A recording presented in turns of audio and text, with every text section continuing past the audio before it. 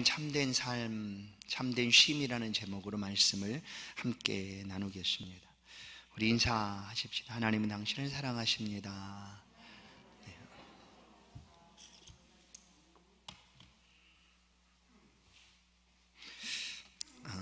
쉬는 것을 싫어하는 사람은 없을 것입니다. 그냥 쉬고 싶은 것이 사람의 마음이기도 하지요. 반드시 사람에게는 이 쉼이 있어야 한다는 것을 누구나 압니다. 그것이 밤이 있는 이유이기도 합니다. 낮에 밝을 동안에는 열심히 일을 하게 하고 밤에는 쉬도록 하나님께서 밤을 우리 가운데 주셨습니다. 이 쉼을 통하여 우리는 충전하고 또다시 회복하여 또 새로운 날을 살아갈 수가 있습니다. 통계적으로 이렇게 얘기를 합니다. 사람은 24시간 중에 최소 6시간은 수면을 해야 된다. 아주 최소 단위죠. 그 6시간을 못하면 이제 삶의 리듬이 흔들린다. 그렇게 얘기를 합니다. 그래서 성도들에게, 아마 직장을 가지고 신앙생활하는 성도들에게 있어서 새벽 시간을 깨우며 기도한다는 것은 그렇게 쉬운 일은 아닙니다. 그래서 잠이 부족할 수도 있지요. 쉼을 갖는다는 것은 성도들에게도 꼭 필요한 일입니다. 왜냐하면 우리를 하나님께서 무쇠팔 무쇠다리 강력한 그런 로봇처럼 만들지 않으신 이유이기도 하지요. 만약에 그런 기계로 만들었다면 뭐 프로그램 딱 하고 아무런 쉼 없이 그냥 계속해서 일하도록 만들어 놓으면 그것으로 끝나는 것 아니겠습니까? 그러나 하나님이 우리를 그렇게 만들지 않으셨습니다. 밤에 잠을 자지 않고 일을 계속하게 되면 굉장히 힘들어지죠. 군대에서 이런 훈련을 했던 기억이 납니다. 2주 동안, 어떨 때는 1주, 2주 정도 이렇게 했던 것 같은데, 밤과 낮을 바꿔서 생활하는 거 있죠. 왜냐하면 전쟁도 밤이라고 피해서 일어나는 것 아니지 않습니까? 그래서 군인들이 그렇게 훈련을 합니다. 밤과 낮을 바꿔서 생활하는 거예요. 낮에 잠자고 밤에 깨어 있는 거. 그런데 사실 리듬이 이렇게 바뀌니까 쉽지 않았습니다. 낮에 잠을 자도 제대로 잠을 못 자죠. 밤에는 또 잠들어야 되는 리듬인데 깨어 있어야 되니까 이 비몽사몽이죠. 그러니까 참 쉽지 않은 그런 훈련이었습니다. 그래서 그게 이제 계속해서 반복하고 하면 익숙해지긴 한데 그것이 쉽지 않았던 기억들이 있습니다. 하나님께서 본래 사람을 쉼 없이 만드는 것이 아니었습니다. 하나님께서 처음 만드신 사람은 그냥 쉬도록 만들어 주셨어요. 마음껏. 어디서? 에덴 동산에서. 그래서 우리는 소망하는 것이 뭐냐면 그 에덴 동산을 다시금 회복하기를 소망하는 거죠. 그것이 곧 천국 아니겠습니까? 하나님이 사람을 창조하시고 에덴 동산에서 하나님이 만들어 주신 모든 것들을 누리며 생육하고 번성하여 땅에 충만하며 살아가는 삶이었습니다. 거기에는 뭐 굳이 힘들게 일하지 할 필요가 없는 거죠. 왜냐하면 에덴 동산 안에 모든 것들이 생겨나고 손만 뻗으면 먹을 것들이 있는 그런 동산이었으니까. 그런데 사람이 범죄함으로 이것이 파괴가 되어버립니다. 그래서 이 쉼이 사라지고 사람들에겐 또 다른 명령이 주어지게 됩니다. 그래서 우리는 이걸 기억해야 되는 거죠. 본래 우리는 쉼을 하나님께서 주시기 위하여 우리를 창조하셨어요. 쉬도록. 그냥 주 안에서, 하나님 품 안에서 영원토록 쉬도록. 그런데 그 시간이 극히 짧게 끝나고 맙니다. 범죄하기 전까지. 범죄 이후에 사람에게는 쉼이 찾아오지를 않습니다. 쉼을 얻기 위해서는 어떤 일이 선행되어야 되는가 하면 땀을 흘려야 되는 일들이 먼저 있어야 했습니다. 땀을 흘려야 되는 일, 수고하고 일하는 일들이 먼저 있어야 했습니다. 그래서 하나님께서 에덴 동산에서 범죄한 인류에게 이렇게 말씀합니다. 창세기 3장 17절 19절 아담에게 이르시되 내가 내 아내의 말을 듣고 내가 내게 먹지 말라 한 나무의 열매를 먹었은즉 땅은 너로 말미암아 저주를 받고 너는 내 평생에 수고하여야 그 소산을 먹으리라. 땅이 내게 가시덤불과 엉겅퀴를 낼 것이라. 내가 먹을 것은 밭의 채소인즉 내가 흙으로 돌아갈 때까지 얼굴에 땀을 흘려야 먹을 것을 먹으리니 내가 그것에서 취함을 입었음이라. 너는 흙이니 흙으로 돌아갈 것이나 하시니라. 뭐예요? 얼굴에 땀을 흘려야 먹을 것을 먹으리라. 언제까지? 내가 흙으로 돌아갈 때까지. 흙으로 돌아간다는 것은 죽는다는 표현이죠. 흙에서 창조된 인류가 범죄함으로 말미암아 사망이 왔고 육은 흙으로 만들었기 때문에 다시금 이 땅이 흙으로 돌아간다. 죽는다는 거죠. 죽을 때까지 뭘 해야 되느냐? 우리 이거는 잊어서는 안 되는 거죠. 왜냐하면 하나님께서 정하신 일입니다. 죽을 때까지 얼굴에 땀을 흘려야 먹을 것을 먹으리라. 수고하여야 먹는다는 거예요. 수고하여야. 그렇지만 하나님이 일평생 이런 쉬지 않고 살아가는 이런 수고의 삶만이 있는가? 하나님께서 그냥 강제적으로 법 규정으로 하나님이 쉬도록 하시는 날들이 있죠. 안식하게 하신 날. 그래도 그게 다행이에요. 얼마나 감사한지 모릅니다. 너무나 다행 아니에요? 쉬는 날이 있다는 거. 안식하게 하신 날들이 사람에게 주어지게 됩니다. 그날은 일하는 것으로 우리가 받아들이면 안 됩니다. 그날은 쉬는 날이에요.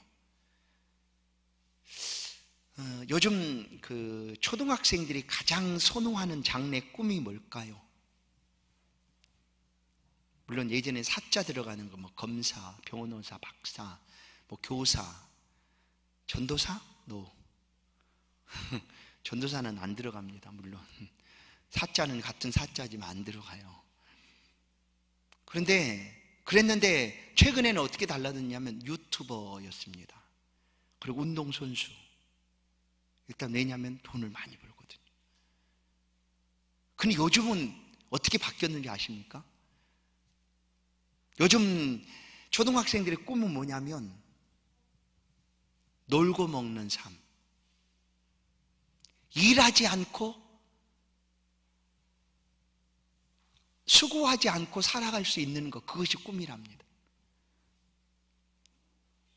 뭘까? 이런 게 뭐가 있을 것 같아요? 이런 일이 뭐가 있을까요?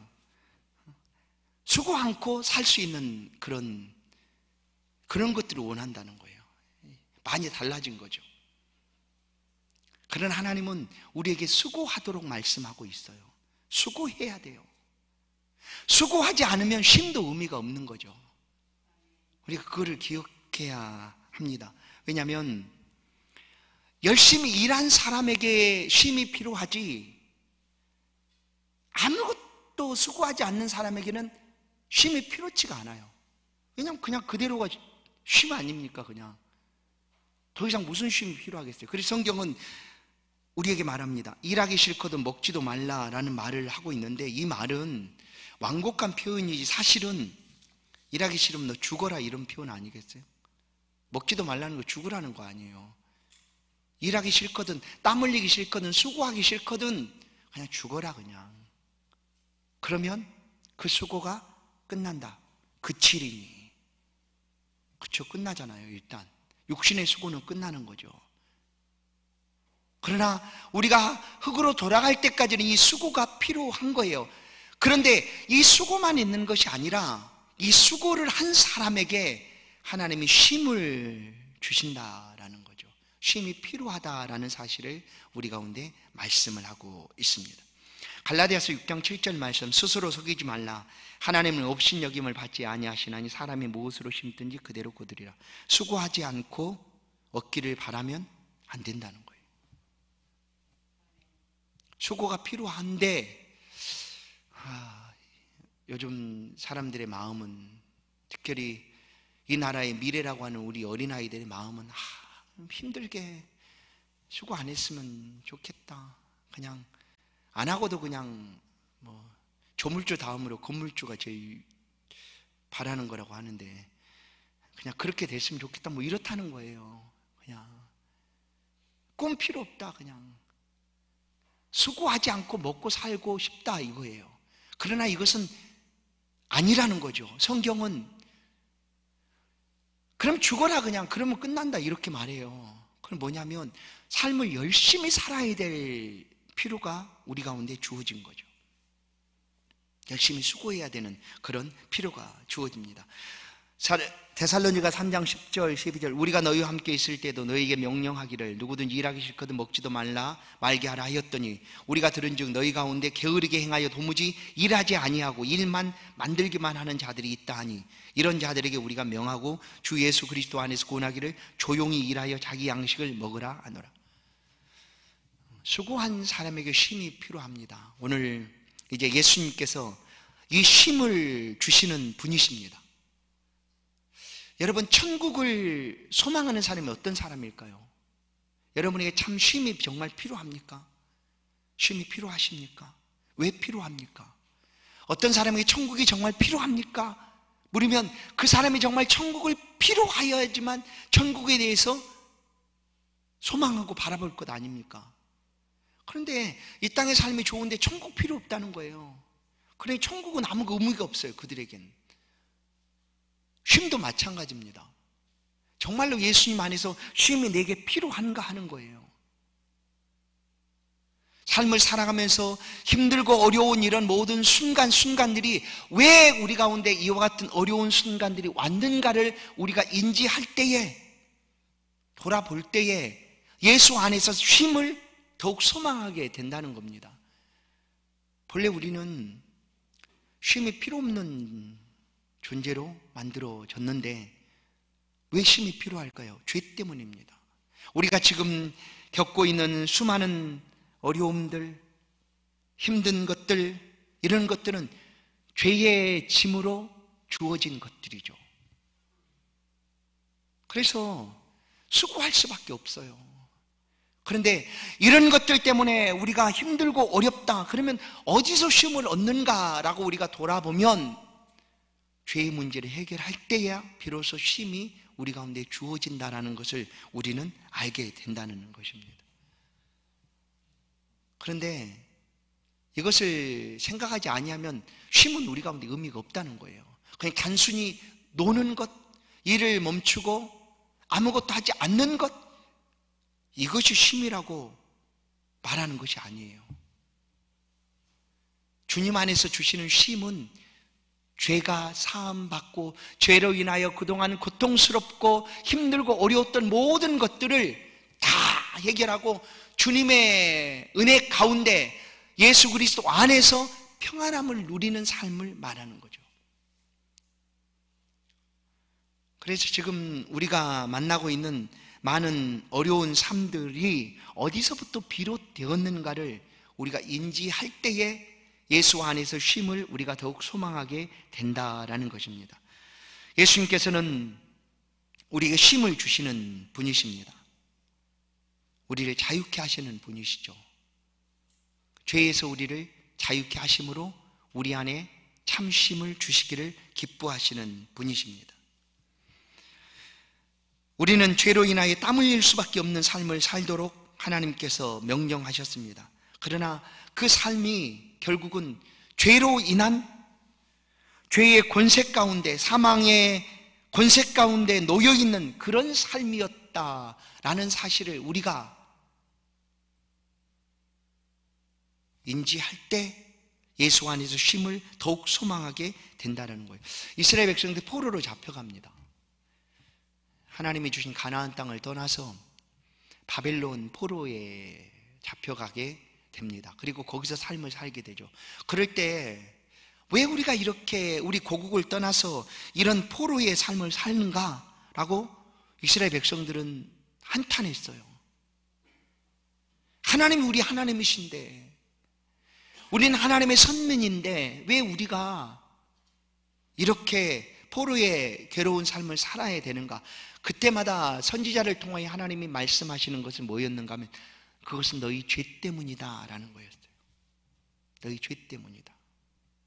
너희가 행한 그 죄악 때문에 이곳에 잡혀와 있는 것이다 라는 것을 선지자는 끊임없이 외쳤죠.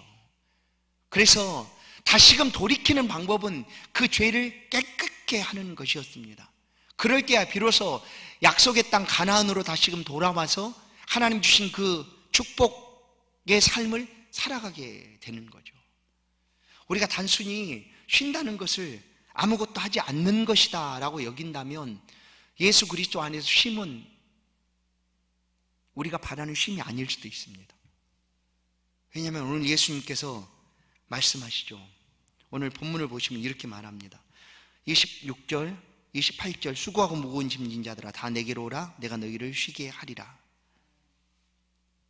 그런데 예수님께서 쉬게 하신다고 말씀하시면서 예수님께서 하시는 말씀이 너희는 내 짐을 지고 내 멍에를 메라 그래요. 그러면 이것이 과연 쉬는 것인가? 라고 생각할 수 있지 않습니까? 아니 예수님이 쉬라고 말씀하시면서 왜 짐을 주시고 멍에를 메게 하시는가? 예수 믿는 삶이 우리가 주 안에서 평안한 삶을 살기를 원하고 그 삶을 살아가는데 결국 우리가 그 삶을 살아가고 있는 과정은 어떤 거냐면 짐을 지고 살아가는 삶입니다. 십자가의 짐을 지고 가는 삶이죠. 그런데도 이것을 짐을 지었다라고 말하지 않고 예수 안에서 쉰다라고 표현하고 있는 이유가 무엇인가? 그것은 예수님만이 인생에게 참 쉼을 주시는 유일하신 분이기 때문입니다.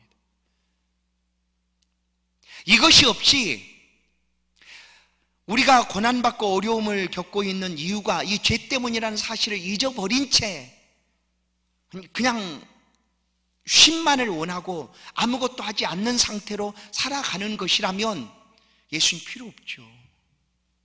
지금도 쉴 수 있는 거예요. 우리나라가 서구 영향을 받아서 5일제를 시작한 지가 그렇게 오래되지는 않았지 않습니까?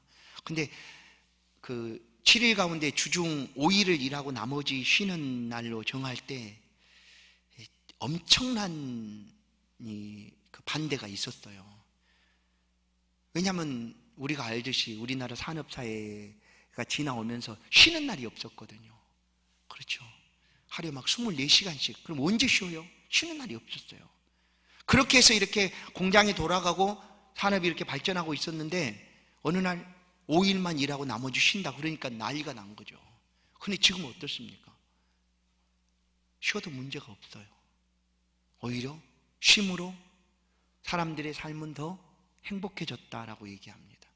삶의 질은 더 좋아졌다라고 표현합니다. 그래서 뭐 언제인지는 잘 모르겠지만 주 4일째 40시간, 지금 40시간인데 그것을 더 줄이겠다라는 그런 이야기도 흘러나오고 있죠. 이미 유럽 어느 국가에서는 그것을 시행하는 나라도 있고요. 단순히 쉬는 것으로만 의미를 찾는다면 얼마든지 쉬는 것은 쉴 수가 있어요. 그러나 예수님 안에 있는 참된 쉼이라는 것은 아무것도 하지 않고 쉬는 것으로 쉰다고 해서 그것이 쉼이냐? 아니라는 말씀을 오늘 본문은 우리 가운데 말씀을 해줍니다. 육신의 쉼을 얻는다고 해서 그것이 쉼이 아니다라는 사실을 바울 사도의 고백을 통하여 우리가 알아볼 수가 있습니다. 로마서 7장 24절 말씀을 한번 보겠습니다. 로마서 7장 24절 25절 같이 읽습니다. 시작.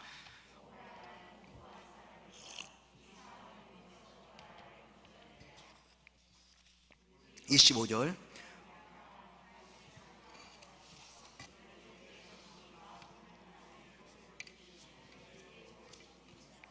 아멘. 자 보세요. 오라 나는 곤고한 사람이로다. 바울이 육신의 쉼을 얻지를 못한 삶도 분명히 살았어요. 때를 얻든지 못 얻든지 언제나 예수 복음을 전하는 그런 삶을 살았지만 그 육신의 쉼을 얻지 못했다는 그런 표현이라기보다 근본적으로 인생이 쉼을 얻지 못하는 이유가 어디에 있는가 하는 것을 밝히고자 하는 거죠. 오라 나는 곤고한 사람이로다. 이 사망의 몸에서 누가 나를 건져내랴. 죄로 인하여 쉴 수 없는 인생에 대한 한탄이죠. 바울의 고백뿐만 아니라 모든 사람이 그렇습니다. 그럴 때에 그 쉼을 어디서 회복하고 찾을 수가 있는가? 예수 그리스도 안에서라고 오늘 본문은 가르쳐줍니다. 29절 30절 말씀 아까 보았지만 다시 한번 보십시다. 나는 마음이 온유하고 겸손하니 나의 멍에를 메고 내게 배우라. 그리하면 너희의 마음이 쉼을 얻으리라. 자 보세요. 나의 멍에를 메고 내게 배우라. 나의 멍에를 메고 내게 배우라. 그러니까 예수님께서 주신 멍에를 또 메는 것인데 이게 쉼이 될 수가 있는가 라고 여긴다고 하면 예수님 안에 있는 살아가는 우리의 삶은 쉼이 될 수가 없다고 우리는 생각합니다. 그래서 이런 거죠. 주일날 하나님의 집에서 봉사하고 섬기고 이렇게 하잖아요. 그러면 이것을 과연 쉼이라고 말할 수가 있는가? 이런 관점으로 보면 이거 쉼이 아니죠. 왜냐하면 계속 일하는 것처럼 보여지잖아요. 주 안에 봉사하고 있는 분들은 계속 일하는 거잖아요. 그럼 이게 쉼인가? 나는 지금 일하고 있는데 이것을 쉼이라고 말할 수가 있는가? 그런데 그런 쉼이 아니라는 겁니다.